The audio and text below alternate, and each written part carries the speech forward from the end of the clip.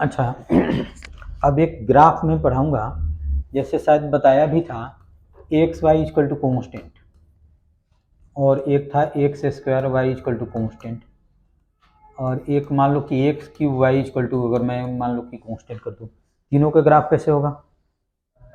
ये पैराबोला का ग्राफ है। पैराबोला का तो होता Y square equal to 4ax, तो उस टाइप से तो है नहीं। अच्छा, इसको हम ऐसे भी लिख सकते हैं, y equal to c upon में x लिख सकते हैं। अगर x को इंक्रीज करेंगे तो y क्या होगा? डिक्रीज करेगा, इन्वर्सली प्रोपोर्शनल टू है। इसमें भी हम ऐसे लिख सकते हैं y equal to c upon में एक्स स्क्वायर। तो अगर x को इंक्रीज करे तो y क्या होगा? इसमें ज्यादा डिक्रीज करेगा क्योंकि स्क्वायर है।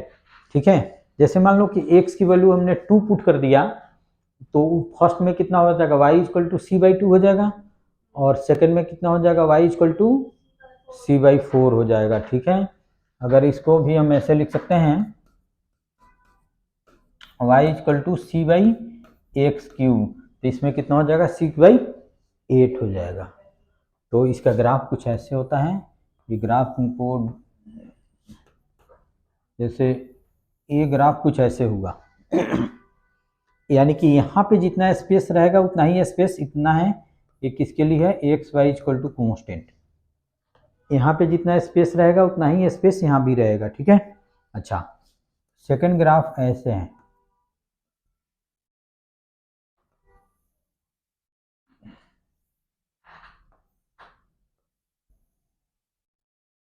दोनों जगह स्पेस सेम है?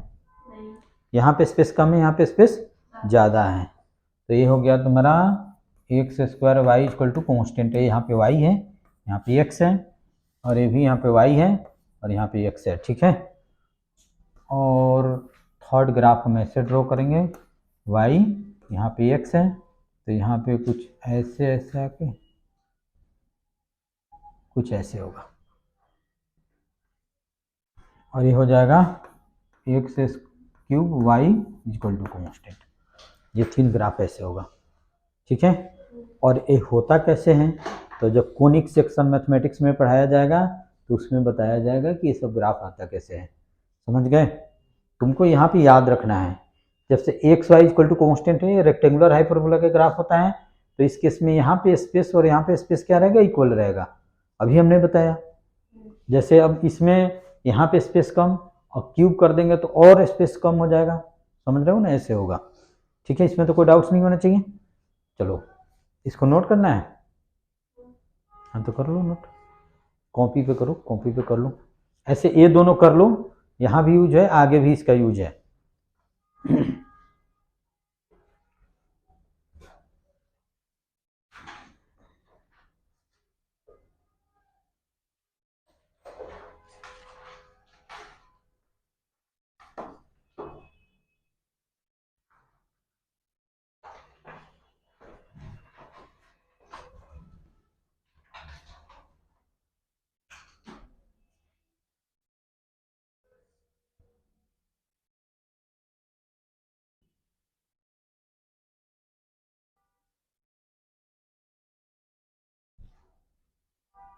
जस्ट एक ग्राफ ड्रॉ कर लो।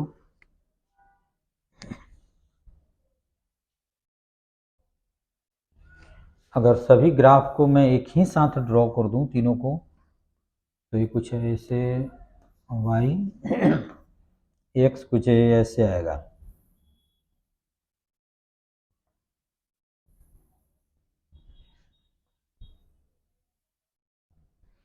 ये कुछ ऐसे आएगा।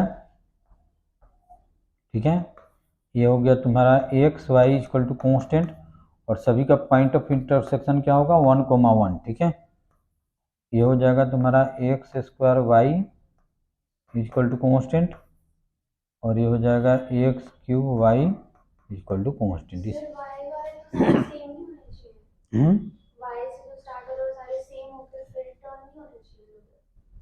ऐसे होगा, अलग अलग होगा। यहाँ पे स्पेस ज़्यादा, और सबका पॉइंट ऑफ इंटरसेक्शन 1,1 पे होगा। चलो तुम ये ड्रॉ करो, इसकी जरूरी नहीं है, तुम ये तीनों ड्रॉ कर लो। ठीक है ना? हो गया? अच्छा,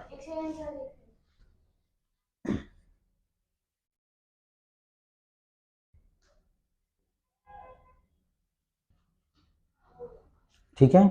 अच्छा ये बताओ, हमने आइसोथर्मल में बताया था तो P V equal to constant बताया था, और इसमें पी वी में रिलेशन क्या होता है, P V to the power gamma equal to constant. समझ में आया? जैसे आइसोथर्मल में क्या होता था, P V equal to constant, याद है ना? और इसमें पी वी में क्या रिलेशन है, P V to the power gamma equal to constant. और गामा कितना होता है, जैसे अभी बताऊंगा आगे केटीजी में, गामा होता है 1.67 फॉर मोनोएटॉमिक। मोनोएटॉमिक क्या है, जैसे हीलियम है, आर्गन है, नियोन है, सब ठीक है। और गामा इक्वल टू होता है 1.4 फॉर डाई एटॉमिक, जैसे H2, O2, N2 इस सब के लिए, ठीक है। और ये होता है 1.3 और 1.29 नहीं होता है, ये होता है ट्राई एटॉमिक के लिए।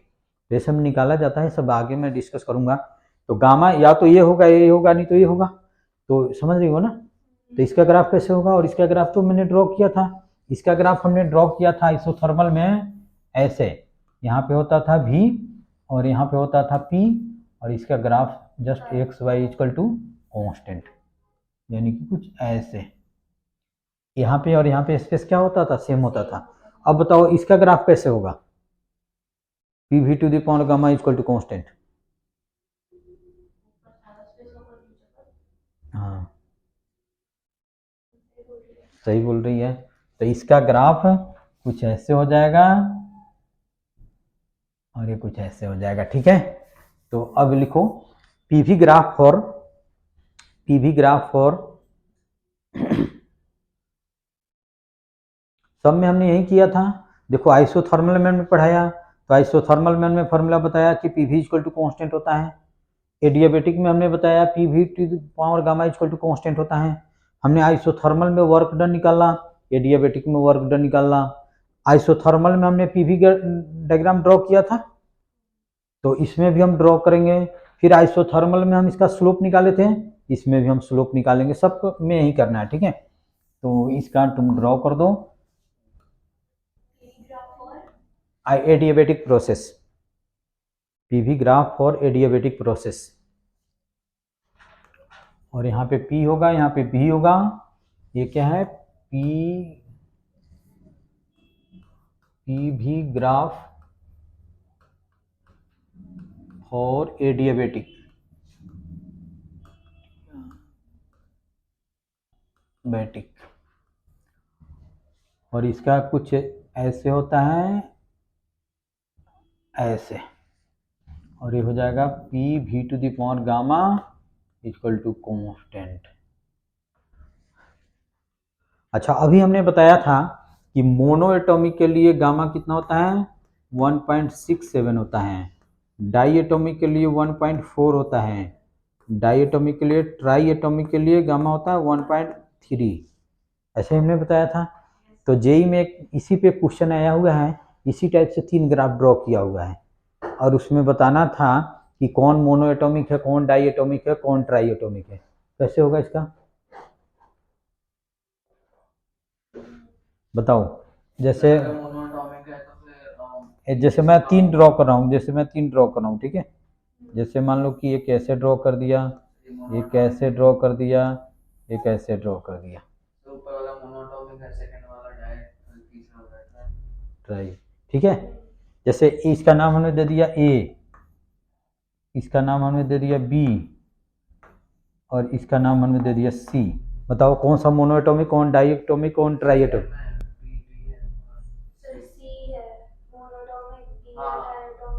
अभी मैं बताया था कि पावर जैसे जैसे बढ़ता जाएगा वैसे वैसे और नीचे स्लांटिंग होता जाएगा। तो ये किसका है, मोनोएटॉमिक का है। ये तुम्हारा क्या है, डाई एटॉमिक है। ये तुम्हारा क्या है, ट्राई एटॉमिक का।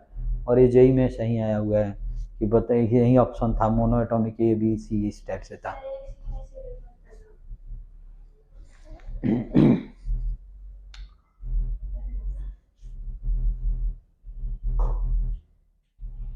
ये ड्रॉ करना है, इसको ड्रॉ नहीं करना है।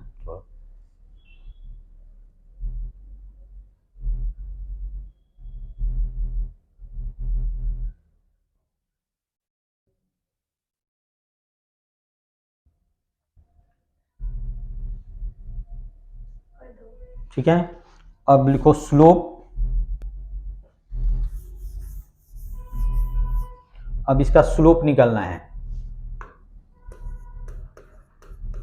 स्लोप इक्वल टू कितना हो जाएगा, tan थीटा इक्वल टू कितना हो जाएगा, इसमें कितना हो जाएगा, dp अपॉन में dv, यही हो जाएगा dp अपॉन में dv। जैसे ये पढ़ रखे हो ना, जैसे y और x होता है तो कोई भी ग्राफ होता है तो इसका स्लोप हम कितना निकालते हैं, dy अपॉन में dx, ये तो पता होना चाहिए, ठीक है। तो इसका स्लोप क्या निकालेंगे, dp बाई dv, तो इसको डिफ्रेंशिएट कर दो, तो v to the power gamma equal to क्या है, कांस्टेंट है, ठीक है। प्रोडक्ट रूल में हमने क्या बताया था, फर्स्ट को डिफ्रेंशिएट करेंगे, सेकंड को मल्टीप्लाई करेंगे, प्लस का साइन देंगे, सेकंड को डिफ्रेंशिएट करेंगे, फर्स्ट को मल्टीप्लाई करेंगे, ठीक है। तो इसमें पहले इसको कर देते हैं, तो dp अपॉन में dv और v to the power gamma plus, अब p को हमने क्या किया, मल्टीप्लाई किया, इसको डिफ्रेंशिएट करेंगे तो एक पावर को क्या करते हैं, मल्टीप्लाई करते हैं, पावर में से 1 माइनस करते हैं, तो अब तो तुम लोग को पता ही है v माइनस 1 और कांस्टेंट का डिफ्रेंशिएशन कितना होता है, 0, ठीक है। तो इस सब को इधर करो, तो dp अपॉन में dv इक्वल टू, इसको इधर करते हैं तो gamma p v to the power gamma minus 1 और इधर मल्टीप्लाई है तो इधर आके क्या हो जाएगा, डिवाइड हो जाएगा। तो आफ्टर सॉल्विंग ये हो जाएगा dp अपॉन में dv equal to minus gamma p upon में v। देखो पावर यहाँ पे एक कम है, एक पावर यहाँ पे ज़्यादा है। जैसे मान लो कि यहाँ पे v स्क्वायर है और नीचे में कितना है, v क्यूब है, तो 1/v हो जाएगा, वही हमने लिखा। ये सब मैंने बता दिया, लेकिन इसमें सबसे इंपॉर्टेंट क्या है, वर्क डन। वर्क डन सबसे इंपॉर्टेंट है, वही स्कूल के पेपरों में पूछा जाएगा, और इसका ग्राफ भी ड्रॉ करना आ सकता है, ठीक है।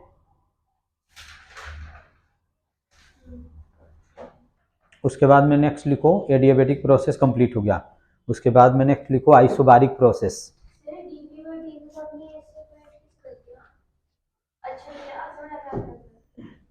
इस चीज को इधर ले गए, एक स्टेप हमने मिस कर दिया।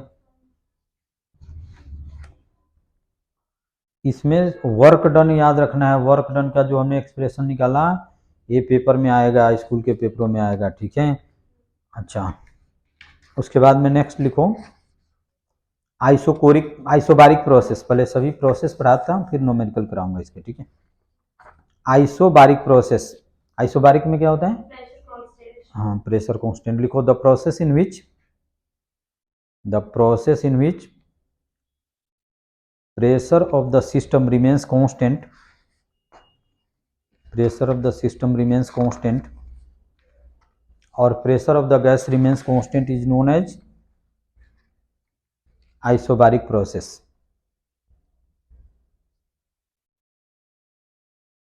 is known as isobaric process. The process in which pressure of the system or gas remains constant is called isobaric process.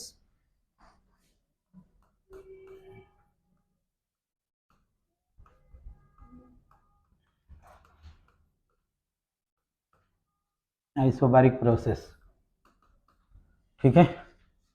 तो इसमें प्रेशर को कांस्टेंट रखना है तो PV इक्वल टू nRT तो हम लिख ही सकते हैं, ये तो कहीं भी एप्लीकेबल है। तो इसमें क्या क्या कांस्टेंट है, n कांस्टेंट है, R तो कांस्टेंट होता ही है और इसमें P भी कांस्टेंट है, तो हम ऐसे लिख सकते हैं V equal to NR upon में P इंटू T, और ये सभी क्या है, कांस्टेंट है।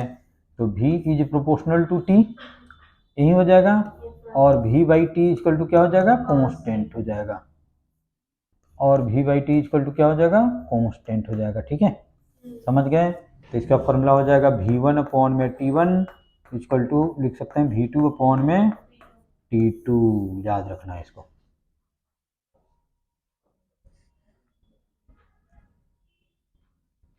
इसमें ये होता है V is proportional to T, यानी कि V by T equal to constant.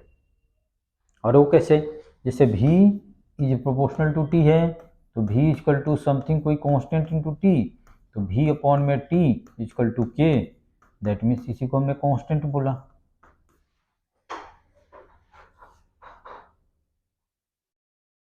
ठीक है,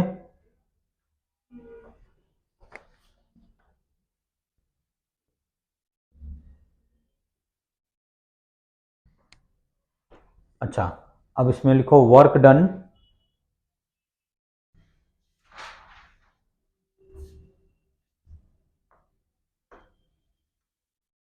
work done in isobaric process, और वर्क का तो हमने फॉर्मूला ही यही लिखाया था, पी डी वी, V1 से लेकर V2 तक, यही हमने बताया था पी डी वी। अच्छा तो इसमें प्रेशर क्या है, कांस्टेंट है, प्रेशर तो कांस्टेंट है, तो बाहर ले लेते हैं, और डी वी V1 से लेकर V2 तक। ये बताओ dv का इंटीग्रेशन कितना होगा, v होगा, जैसे कितना बार मैं बताया था, dx का इंटीग्रेशन x, dp का इंटीग्रेशन p, dk का इंटीग्रेशन k हो जाएगा। तो dp का इसी तरह से इसका क्या हो जाएगा, तो p और इसका कितना हो जाएगा v, और लिमिट लगा दो v2 से लेकर v1 तक, तो वर्क डन कितना हो जाएगा, p v2 माइनस v1 हो जाएगा, यही हो जाएगा फॉर्मूला। अच्छा उसके बाद में हम ऐसा लिख सकते हैं, P V one equal to n R T one, यही वेरी करेगा। अच्छा इसमें फर्दर हम लिख सकते हैं P V two equal to n R T two, कर सकते हैं ना। अच्छा तो इसमें से इसको इक्वेशन 1 कर दो, इसको इक्वेशन 2 कर दो, 2 माइनस 1 कर दो, 2 माइनस 1 कर देंगे तो कितना हो जाएगा, P V two, P common ले लिए, V two minus V one equal to इधर से एन आर कॉमन ले लो, तो कितना हो जाएगा, T two minus T one, ऐसे हो जाएगा। तो वर्क का एक और फॉर्मूला हम लिख सकते हैं, वर्क डन का n R T two minus T one, तो ये फॉर्मूला हो जाएगा। ये सब सिर्फ फॉर्मूला याद रखना है, डेरिवेशन भी तो कोई है नहीं ज़्यादा मुश्किल, सिंपल फॉर्मूला याद रखना है। ठीक है, अच्छा उसके बाद में इसका ग्राफ हमको ड्रॉ करना होता है, पी भी, इसका ग्राफ कैसे होगा, पी कांस्टेंट है, कैसे, किसके पैरेलल, एक्स एक्सिस के पैरेलल, डेफिनेटली इसका कुछ ग्राफ ऐसे होगा, यहाँ पे प्रेशर क्या है, कांस्टेंट है। अच्छा इसका स्लोप कितना होगा, इक्वल टू कितना हो जाएगा, 0 हो जाएगा, क्योंकि ये एक्सिस की पैरेलल है। बस हो गया, यही मेन जो इसमें पढ़ना है थर्मोडायनेमिक्स में, आइसोबारिक सॉरी आइसोथर्मल और एडियाबेटिक, वही दो इंपॉर्टेंट है।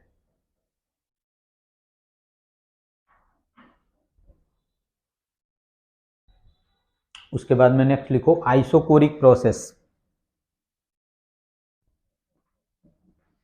Next isochoric,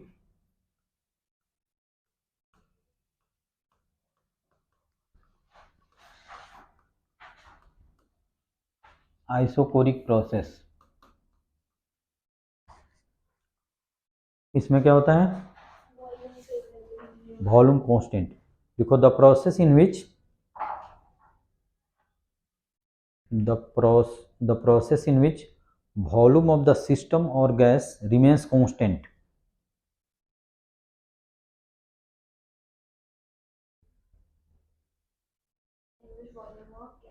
or system, the process in which volume of the system or gas remains constant। ठीक है, तो इसमें v को कांस्टेंट लेना है, तो P V equal to n R T तो हम लिख ही सकते हैं। तो इसमें क्या हो जाएगा, P equal to n R upon में कितना हो जाएगा, v इंटू कितना हो जाएगा, T, तो एन आर अपॉन में भी क्या हो जाएगा, कांस्टेंट हो जाएगा। That means P is proportional to T, यानी कि P equal to something constant into T। That means P upon में T इक्वल टू कितना हो जाएगा, कांस्टेंट हो जाएगा। और दैट मीन्स P1 अपॉन में T1 इक्वल टू कितना हो जाएगा, T2 अपॉन में T2।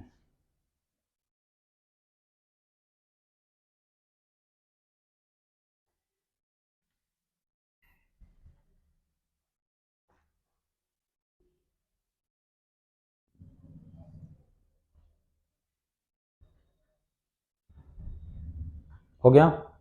अच्छा, इसमें वर्क डन क्या होगा, वर्क डन का भी फॉर्मूला हमने लिखाया था, पी डी वी V1 से लेकर V2 तक। तो dV क्या है, चेंज इन वॉल्यूम। यहाँ तो वॉल्यूम कांस्टेंट है, तो ये कितना हो जाएगा, ये 0 हो जाएगा, इसलिए वर्क डन क्या हो जाएगा, 0 हो जाएगा। अच्छा, इसका ग्राफ पी भी ग्राफ कैसे होगा, जैसे मान लो कि यहाँ पे P है और यहाँ पे V है, ये हो गया तुम्हारा, क्योंकि वॉल्यूम कांस्टेंट है, वॉल्यूम कांस्टेंट है तो dV क्या होगा, चेंज इन वॉल्यूम। अगर कहे रिजिड कंटेनर में हमने गैस को रखा हुआ है तो उस केस में वर्क डन कितना होगा, 0 हो जाएगा। और इसमें बताओ, इसमें कैसे होगा, PV ग्राफ, इसमें कुछ ऐसे होगा।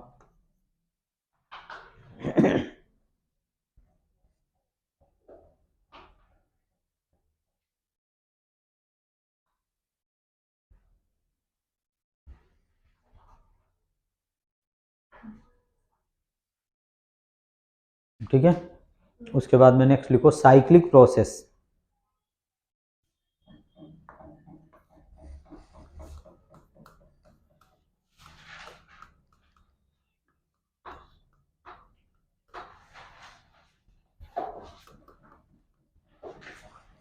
लिखो the process in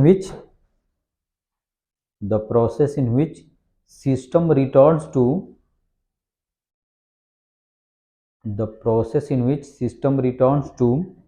initial state, the process in which system returns to initial state after a series of changes,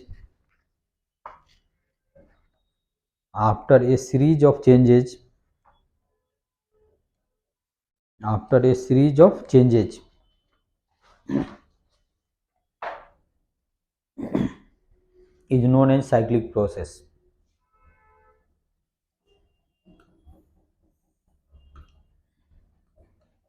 जैसे P हो गया, ये V हो गया, ये तुम्हारा क्या है, साइक्लिक प्रोसेस है, ये साइकिल बन रहा है।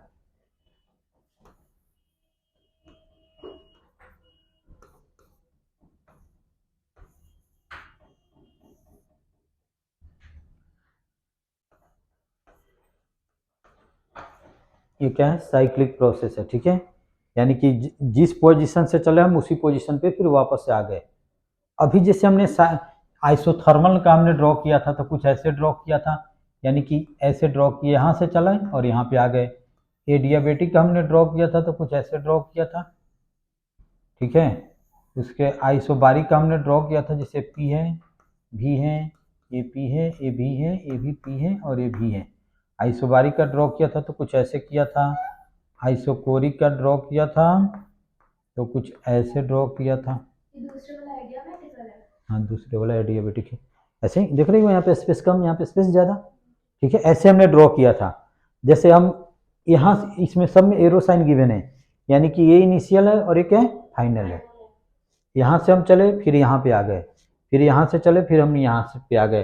लेकिन इसमें जहाँ से चले, अगर मान लो कि फर्दर मैं ऐसे बना देता ऐसे, तो ये क्या हो जाता, साइक्लिक प्रोसेस हो जाता, कि जहाँ से हम चले फिर वापस उसी पॉइंट पे आ गए, तो क्या हो जाता, साइक्लिक प्रोसेस हो गया। और ये भी साइक्लिक प्रोसेस हो जाएगा। जैसे मान लो कि यहाँ से चले और फिर वापस आ गए, ऐसे चले फिर वापस आ गए, ये सभी क्या हो गया, साइक्लिक प्रोसेस हो गया। और लिख लेना है, इनके आगे मैं प्रूव करके बताऊंगा। In cyclic process change in internal energy is zero, यानी कि इसमें delta U equal to zero होता है। In cyclic process change in internal energy equal to zero. अच्छा, साइक्लिक प्रोसेस में इनिशियल और फाइनल दोनों जगह प्रेशर, टेम्परेचर, वॉल्यूम क्या होगा? सेम होगा। तो डेल्टा यू का हमने फॉर्मूला क्या लिखाया था, याद होगा? N C V delta T, याद है ना? यही लिखाया था, n C V delta T. तो इस केस में चेंज इन टेम्परेचर कितना हो जाएगा? जीरो, क्योंकि इनिशियल जिस पॉइंट से चले फिर फाइनल उसी पॉइंट पे आ गए, तो चेंज इन वॉल्यूम कितना, चेंज इन टेम्परेचर कितना हो जाएगा? जीरो। इसलिए डेल्टा यू क्या हो जाएगा इस केस में? जीरो हो जाएगा। ठीक है,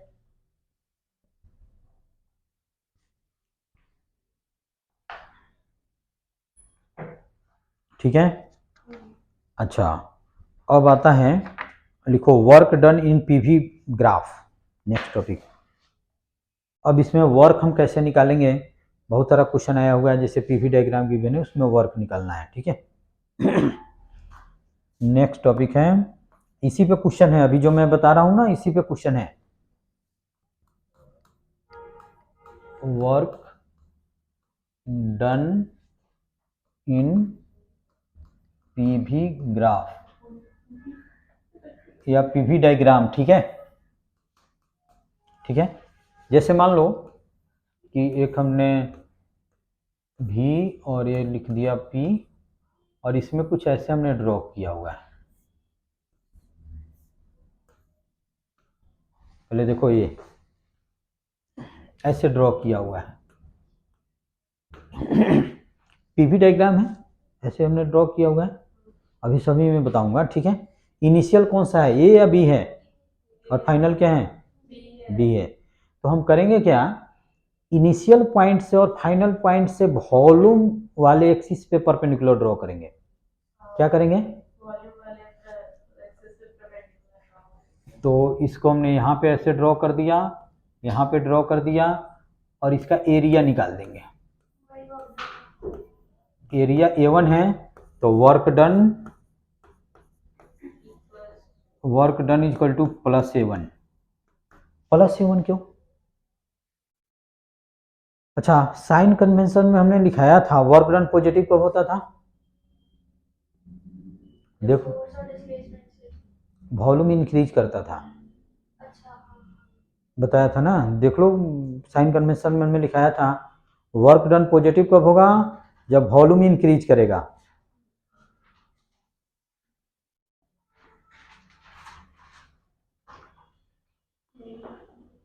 और वर्क डन निगेटिव कब होगा? जब वॉल्यूम डिक्रीज करेगा।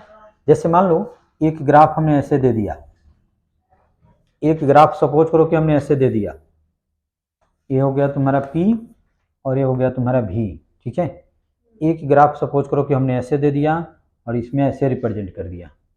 तो इनिशियल क्या है? A है, और फाइनल क्या है? A है। तो इस केस में इनिशियल से फाइनल जाने पे वॉल्यूम क्या हो रहा है? डिक्रीज हो रहा है, इंक्रीज हो रहा है? डिक्रीज हो रहा है। तो इसका अगर वर्क डन निकालना है तो इनिशियल पॉइंट से हम वॉल्यूम वाले एक्सिस पे परपेंडिकुलर ड्रॉ करेंगे, फाइनल पॉइंट से वॉल्यूम वाले एक्सिस पे परपेंडिकुलर ड्रॉ करेंगे, और इसका एरिया निकाल देंगे। सपोज करो इसका एरिया A2 है, तो इस केस में वर्क डन इक्वल टू कितना लिख देंगे? Minus A2। समझ में आया कि कैसे करेंगे? अगर मान लो कि ऐसे कि बने, ये तुम्हारा प्रेशर हो जाए, ये तुम्हारा वॉल्यूम हो जाए। ठीक है, और मान लो कि इसी को हमने सही, इसी को ग्राफ को फर्दर ड्रॉ कर दिया, तो क्या हो जाएगा इस केस में? पॉजिटिव हो जाएगा। तो फिर हम क्या करेंगे, किस पे परपेंडिकुलर ड्रॉ करेंगे? इस पे, वॉल्यूम वाले एक्सिस पे। ठीक है, ऐसे ड्रॉ कर देंगे और इसका एरिया निकाल देंगे, और इसका एरिया मान लो कि A3 है, तो इस केस में वर्क डन प्लस A3 हो जाएगा। समझ में आया? तो इसी टाइप से निकालते हैं। अभी क्वेश्चन है, जैसे पेज नंबर देखो, बहुत सारा क्वेश्चन मैं दिया हूँ, अभी मैं कराऊंगा।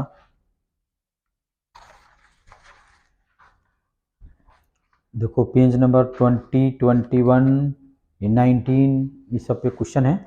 अभी नहीं होगा, अभी जस्ट मैं करा रहा हूँ, इसी के बाद में कराऊंगा। समझ में आया कि मैंने क्या किया?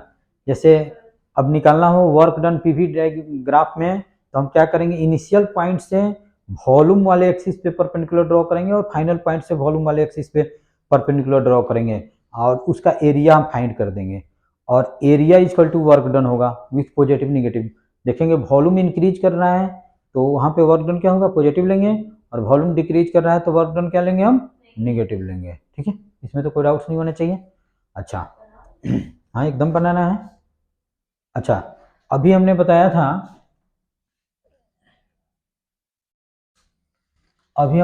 था, जैसे आइसोथर्मल प्रोसेस में, जैसे पी भी ये कुछ ऐसे बनाया था, ऐसे बताया था। तो इस केस में क्या हो जाएगा, इसमें अगर वर्क डन निकालना हो तो इसका एरिया निकाल दो A1, और A1 इक्वल टू कितना हो जाएगा, NRT ln V2 अपॉन में V1, और वर्क डन पॉजिटिव होगा। हमने वर्क डन का फॉर्मूला क्या लिखाया था, ये वर्क डन का फॉर्मूला यही लिखाया था। हाँ अगर मान लो कि ये डियाबेटिक प्रोसेस है, ये है P और ये है V, ये डियाबेटिक प्रोसेस में कुछ ऐसे होता है, ऐसे दिया तो यहाँ से परपेंडिकुलर और यहाँ से परपेंडिकुलर ड्रॉ करके, और इसमें वर्क डन, इसका मान लो कि एरिया A2 है तो इस केस में वर्क डन A2 हो जाएगा विथ पॉजिटिव। अब ये बताओ कि अगर इनिशियल पॉइंट दोनों का सेम हो और फाइनल पॉइंट भी दोनों का सेम हो जाए तो किस में वर्क डन ज़्यादा होगा, आइसोथर्मल में या एडियाबेटिक में? तुम क्या कर रहे हो बताओ इसमें। अगर मान लो कि इनिशियल पॉइंट दोनों का सेम हो और फाइनल भी वॉल्यूम सेम हो तो किस में वर्क डन ज़्यादा होगा, आइसोथर्मल में या एडियाबेटिक में? एडियाबेटिक में ज़्यादा वर्क डन होगा। अगर दोनों को हम ऐसे दिखाए तो ऐसे दिखा देंगे और इसको हम ऐसे दिखाएंगे, किस में वर्क डन ज़्यादा होगा, ऊपर वाले में ज़्यादा होगा, दिखाई भी दे रहा है ऊपर में एरिया ज़्यादा है।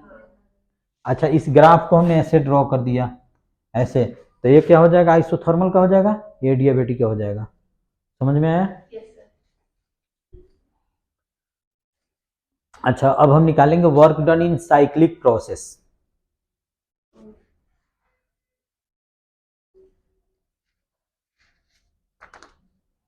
और A2 इक्वल टू हम क्या लिख देंगे, अभी हमने लिखाया था P1 V1 minus P2 V2 upon में गामा माइनस 1।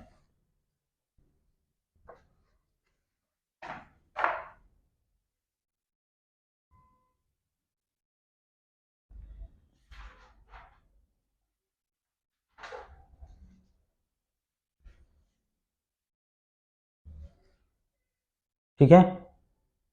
अच्छा अब लिखो work done in cyclic process.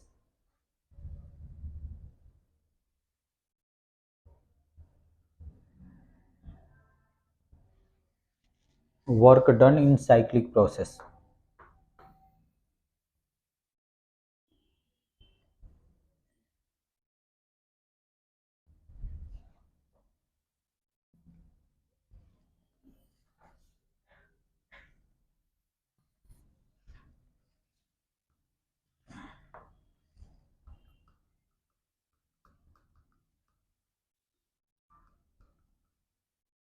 Work done in cyclic process, मान लो कि ऐसा ही है, दो मैं निकाल के बताऊंगा। जैसे मान लो कि अभी ऐसे ड्रॉ किया था हमने, एक ऐसे, और इसमें मान लो कि हमने ऐसे ले लिया, इसका नाम है दे दिया ABC, और ये है तुम्हारा प्रेशर, ये है तुम्हारा वॉल्यूम। ठीक है। अच्छा दूसरा हमने एक यहाँ पे ड्रॉ कर दिया, प्रेशर वॉल्यूम, और ये कुछ ऐसे है, ये किस सेंस में है, क्लॉकवाइज एंटी क्लॉकवाइज, ये क्लॉकवाइज और वो एंटी क्लॉकवाइज। ठीक है। तो इसमें अगर वर्क डन मुझे निकालना हो तो हम निकालेंगे work done A to B, ठीक है, plus work done C plus work done C to A. इसमें भी कोई डाउट्स नहीं होने चाहिए। अच्छा, तो work done A to B निकालना है तो हम क्या करेंगे, पहले इससे और इससे क्या करेंगे, पर वॉल्यूम वाले एक्सिस पे ऑर्डिनेट ड्रॉ करेंगे, इसका एरिया निकाल देंगे। इसका एरिया मान लो कि A1 है तो यहाँ पे लिख देते हैं A1। इसमें वॉल्यूम क्या हो रहा है, जिसे पूछूंगा वो तुम बोल दी, वॉल्यूम डिक्रीज हो रहा है, यहाँ से यहाँ पे आ रहा है तो यहाँ पे वॉल्यूम ज़्यादा है, यहाँ पे वॉल्यूम ज़्यादा है, वॉल्यूम डिक्रीज हो रहा है तो यहाँ पे हम क्या लिखेंगे -A1, ठीक है। अच्छा, B टू C, अब यहाँ से हम क्या करेंगे, परपेंडिकुलर ड्रॉ करेंगे और यहाँ से परपेंडिकुलर ड्रॉ करेंगे तो ये तो स्ट्रेट लाइन आ गया। इसका एरिया कितना हो जाएगा, 0 हो जाएगा। अच्छा, अब C टू D, अब C से परपेंडिकुलर ड्रॉ करेंगे और A से ड्रॉ करेंगे C टू A, तो इसमें क्या हो जाएगा, इतना हो जाएगा, बता दो यस और नो। तो ये जो ट्रायंगल बन रहा है मान लो कि उसका एरिया A2 है तो इसमें वर्क डन कितना हो जाएगा, A2 + A1 हो जाएगा। और वो पॉजिटिव होगा या निगेटिव होगा, क्योंकि वॉल्यूम इंक्रीज हो रहा है तो इसमें हमने लिख दिया A2 + A1, तो A1 और A1 कैंसिल आउट हो जाएगा तो वर्क डन इक्वल टू हम लिख देंगे A2। अब इतना करने की जरूरत नहीं है, अब हम क्या करेंगे, देख रही हो साइकिल का एरिया आया, सिर्फ इस साइकिल का एरिया आया। तो अब कोई भी साइक्लिक प्रोसेस हो तो साइकिल का एरिया हम निकाल लेंगे तो वही वर्क डन हो जाएगा। और तुमको याद रखना है, अगर ये जैसे बुकलेट में लिखा हुआ है, अगर क्लॉकवाइज सेंस में हो तो वर्क डन क्या होगा, पॉजिटिव होगा, एंटी क्लॉकवाइज में हो तो निगेटिव होगा। अभी मैं प्रूव करके बताऊंगा, चलो इसको नोट कर लो। डेरिवेशन करके नहीं दिखानी पड़ेगी, लेकिन अब इसके बाद से जो भी ये क्वेश्चन है हम करेंगे तो सिर्फ साइकिल का एरिया निकाल देंगे। ऐसे इंडिविजुअल में भी पूछा हुआ है तो इंडिविजुअल में ऐसे निकालेंगे, अगर पूरे नेट पूछे तो नेट एरिया इस साइकिल का एरिया निकाल देंगे, ठीक है। मैं लिखाया हूँ in close loop is traced in anti, देखो मैं लिखाया हूँ in close loop is traced in clockwise direction the net work done is positive. if the closed loop is traced in anti-clockwise direction the net work done is negative। और कैसे, तो अभी यहाँ पे मैं बताता हूँ कि कैसे।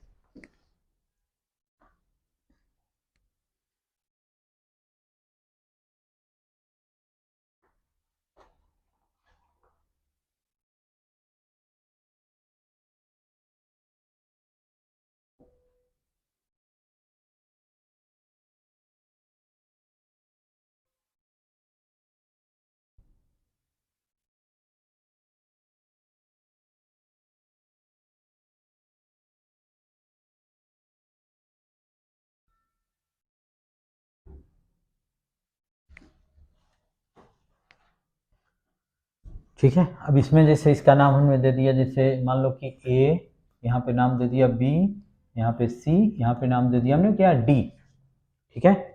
तो इस केस में हम वर्क डन क्या लिखेंगे, वर्क डन इक्वल टू लिखेंगे work done A to B plus work done B to C plus work done C to D plus work done D to A, ठीक है। तो A टू B, तो हम क्या करेंगे, यहाँ से ऑर्डिनेट ड्रॉ करेंगे परपेंडिकुलर वॉल्यूम वाले एक्सिस पे। अच्छा, पहले अभी मैं बता रहा हूँ कि कैसे इसमें पॉजिटिव आएगा, वो मैं बता रहा हूँ, ठीक है। हाँ, निगेटिव आएगा। जैसे मान लो कि अब इसका एरिया निकाल दिए, मान लो कि एरिया हो गया A1, तो इसमें कितना हो जाएगा, +A1 हो जाएगा, क्योंकि वॉल्यूम इंक्रीज हो रहा है। अच्छा, वर्क डन BC में क्या आ जाएगा, स्ट्रेट लाइन आ जाएगा, तो वर्क डन कितना हो जाएगा, 0। अच्छा, CD में क्या होगा, CD में यहाँ से परपेंडिकुलर ड्रॉ करेंगे, यहाँ से परपेंडिकुलर ड्रॉ करेंगे और ये सभी एरिया निकाल देंगे, सभी एरिया। तो इसका एरिया मान लो कि A2 है तो क्या लिखेंगे, A1 + A2, और पॉजिटिव या निगेटिव, जो वॉल्यूम डिक्रीज कर रहा है इंक्रीज कर रहा है, C टू D में डिक्रीज कर रहा है, तो यहाँ पे हम क्या लिखेंगे, -A1 - A2। अच्छा, D टू A में भी क्या हो जाएगा, स्ट्रेट लाइन हो जाएगा, तो ये कितना हो जाएगा, 0। तो इससे इसको कट कर दो तो इसमें वर्क डन इक्वल टू कितना हो जाएगा, -A2, यानी कि जो साइकिल है सिर्फ हम उसी का एरिया निकालेंगे और टोटल वर्क डन आ जाएगा, ठीक है। और ये सभी साइक्लिक प्रोसेस है, तो इसमें चेंज इन इंटरनल एनर्जी कितना हो जाएगा, 0। अभी हमने बताया था कि डेल्टा यू कितना हो जाएगा, 0 हो जाएगा, ठीक है। अब हम क्वेश्चन पे आते हैं। क्वेश्चन देखो, ये पेज नंबर 19 पे देखो, बुकलेट का पेज नंबर 19।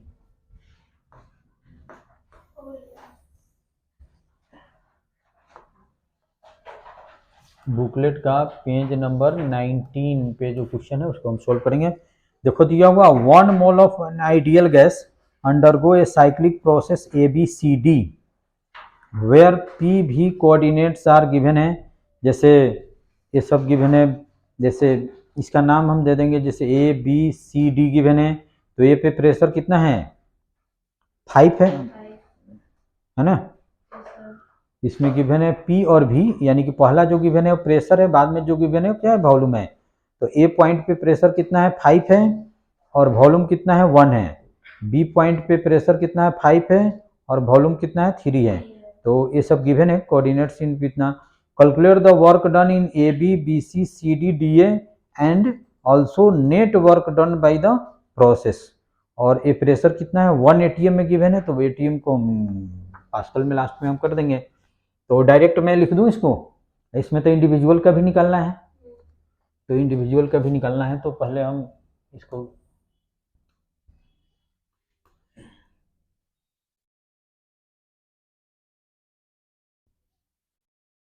इसका नेम हमने दे दिया A, और ये कुछ ऐसे हैं B।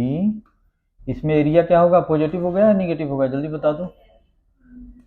क्योंकि ये किस सेंस में है, क्लॉकवाइज में है, तो अभी हमने बताया था कि क्लॉकवाइज में हो तो वर्क डन निकाल दो सिर्फ इस साइकिल का, तो आ जाएगा एरिया, वर्क डन आ जाएगा। तो इसमें हमको निकालना है वर्क डन AB। तो वर्क डन ये है तुम्हारा गिवन है 2, और ये गिवन है तुम्हारा कितना, 5, और ये गिवन है तुम्हारा 1, और ये गिवन है तुम्हारा 3। क्या वर्क डन का यूनिट क्या होता है, जूल होता है। तो सबको कन्वर्ट करेंगे ना, कन्वर्ट करेंगे।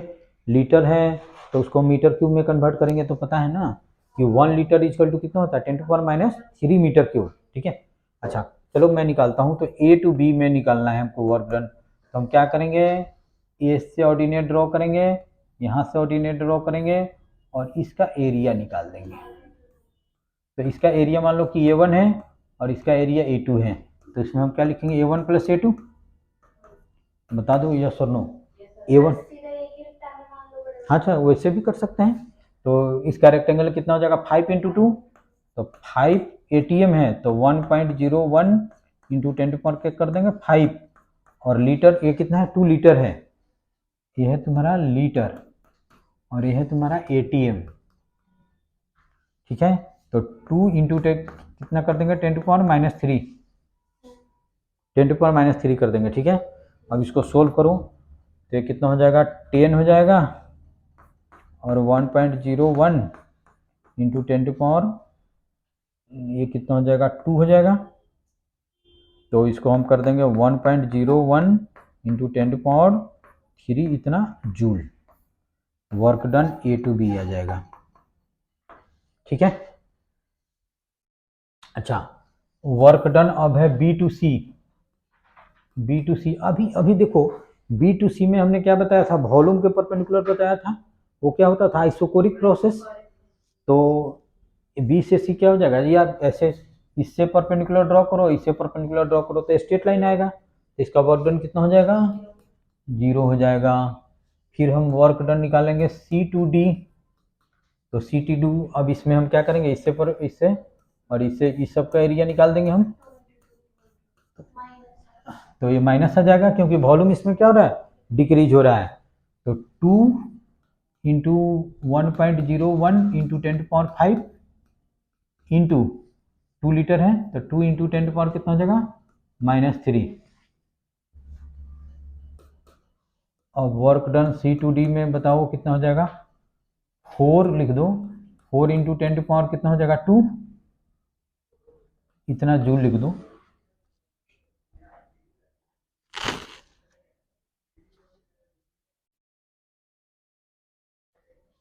ठीक है, और यहाँ पे एक निगेटिव साइन देंगे, और वर्क डन D2A कितना हो जाएगा, जल्दी बताओ। D2A स्ट्रेट लाइन आ जाएगा तो 0 हो जाएगा। यहाँ से ऑर्डिनेट ड्रॉ करेंगे और यहाँ से ऑर्डिनेट ड्रॉ करेंगे तो स्ट्रेट लाइन आ जाएगा, उसका कितना हो जाएगा 0। टोटल वर्क डन निकाल लो, तो इसको हम ऐसे भी लिख सकते हैं क्या, 10 × 10⁻2 जूल लिख सकते हैं, ऐसे कर सकते हैं। और वो 4 आ गया तो टोटल वर्क डन कितना हो जाएगा, सबको ऐड कर दो तो कितना हो जाएगा 6 × 10⁻2 joule, that is 600 joule total work done. इसमें क्या आया, टोटल वर्क डन क्या आ गया, पॉजिटिव आ गया, क्योंकि इसमें क्लॉकवाइज सेंस में है, ठीक है।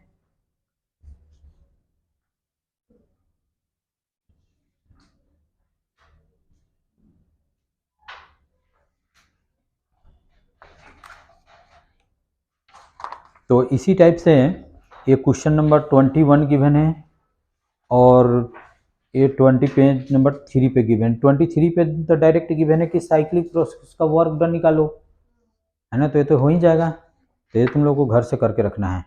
अच्छा हो जाएगा, नहीं होगा तो नेक्स्ट क्लास में बताऊंगा। उसके बाद में 2 और चीज़ मैं बताऊंगा, स्टेट फंक्शन और पाथ फंक्शन क्या होता है। चलो लिखो, 2 मिनट के काम है। अच्छा क्या होता है, क्या होता है स्टेट फंक्शन,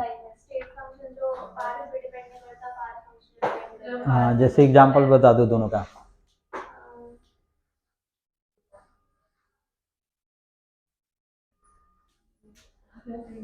अच्छा चलो ठीक है, अब नेक्स्ट क्लास में इसको कराऊंगा। जैसे pressure, volume, temperature, internal energy, ये सभी क्या है, स्टेट फंक्शन है, और वर्क डन और हीट क्या है, पाथ फंक्शन है। जैसे मैं समझा दूँ 2 मिनट में। अच्छा चलो ठीक है, लेकिन नेक्स्ट क्लास में इस चैप्टर को कंप्लीट करना है, ठीक है। तो अब इसके बाद में क्या है, अब फर्स्ट ला तो करा ही दिया, सेकंड ला थर्मोडायनेमिक्स है और कार्नोट इंजन है, ठीक है।